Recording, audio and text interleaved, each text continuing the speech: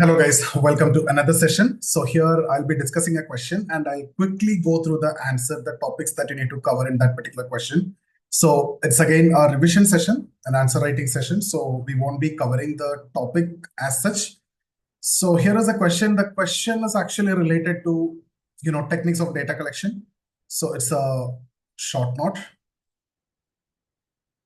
Right, okay. It's not a short note. So it's a 20 marker. Discuss the various techniques of data collection and their limitations. So you can go with this. It's a very simple, direct, straightforward question. Introduce the techniques of data collection, significance of techniques of data collection, what are the various techniques and its limitations, and then you will conclude.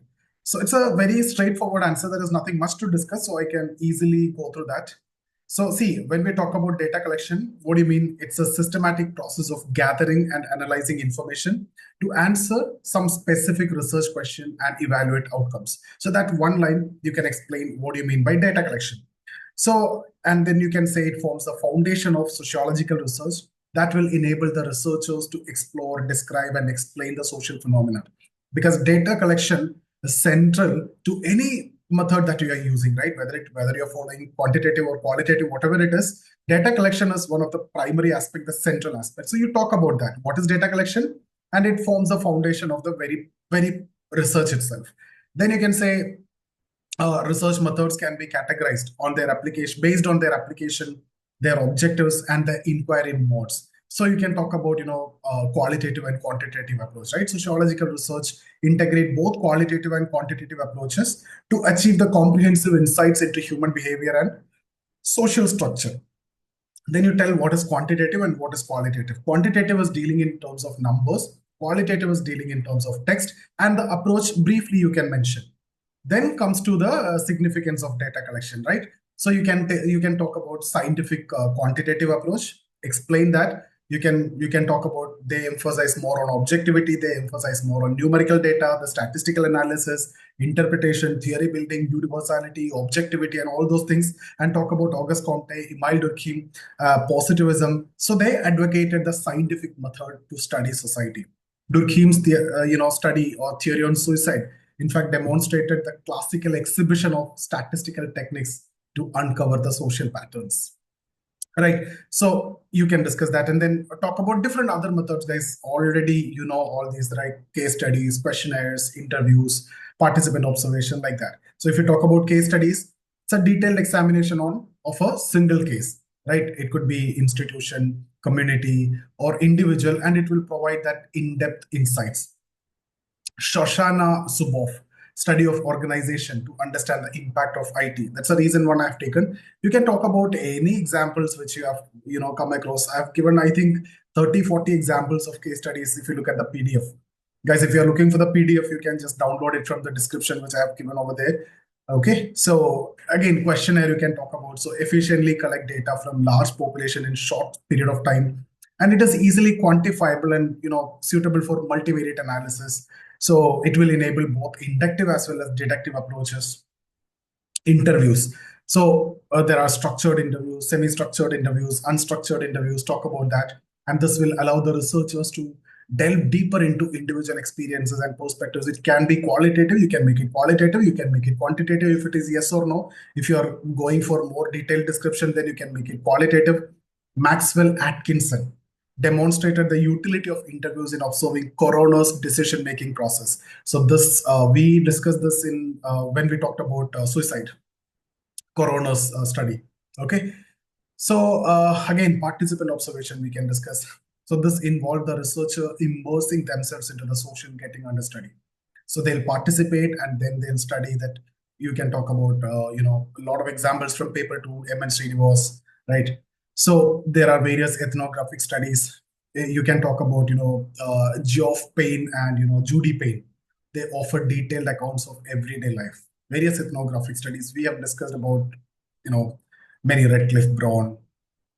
Okay. So again, historical sources, right? So provide context for understanding social changes over a period of time. So Michael Mann's exploration of relationship between sources of social power. Then official statistics. So we have discussed so much, methods of data collection, right? So various quantitative, qualitative methods also we discussed. There are hundreds of methods. Whatever is convenient, you write that. Official statistics help to analyze the trend and patterns in society. And that's actually used by the phenomenologists to study how statistics reflect the human, or common sense theories and categorization practices. Content and documentary analysis. Content analysis was a question which was asked in 2010. At that time, no one was aware of it. And it was a surprise. Content analysis and serendipity. These two came in 2010 as a surprise in a compulsory area. So here you talk about, analyzes the written, visual, or spoken material to uncover meanings and patterns. So again, valuable for understanding cultural and historical contexts. What are the limitations? Talk about one by one. What is the limitation of case study? Lack of representativeness, right? Focusing only on a single case. So findings may not be generalizable to broader population when you talk about case study.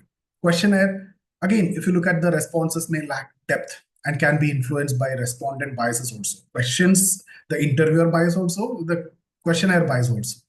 Again, misinterpretation of the questions that can lead to inaccurate data as well. Coming to interview, time consuming and resource intensive. So it's again a very difficult process. So responses may be again influenced by interviewer's presence. Interviewee have bias, interviewer have bias that can lead to social desirability bias also. What is expected is what you may tell. Right. So there are a lot of such kind of issues are there even in interview also. Participant observation. Observer may lose objectivity due to prolonged involvement.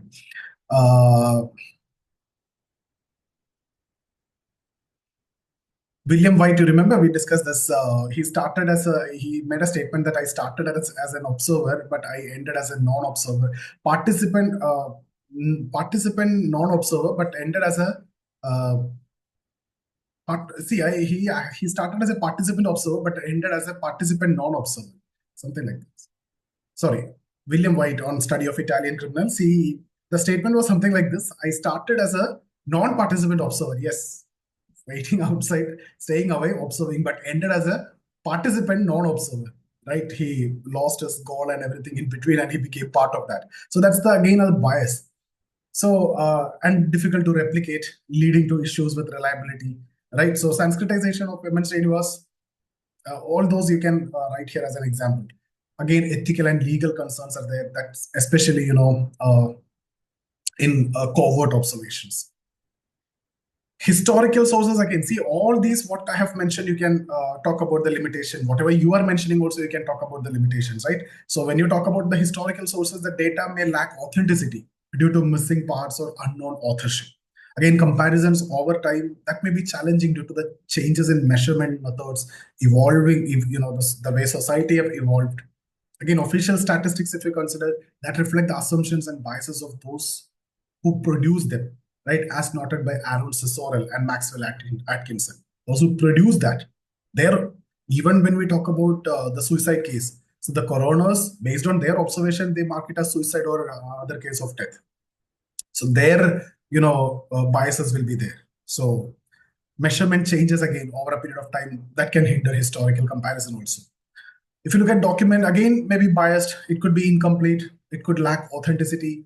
Verification of sources is again challenging. Ethnographic studies, again, that require long-term observation and that making them, time-consuming, resource-intensive and other things. The findings, again, may be influenced by the researchers, bias, subjective interpretation. So all these have limitations. Guys, so this is a very, very general topic. This is a very easy topic, technique of data collection and their limitations you need to write, okay? So take one by one and explain that. So the data collection techniques in sociology is diverse. So much is there. There are hundreds of techniques. They can ask you specific also. In fact, it is tailored to the specific phenomena under study.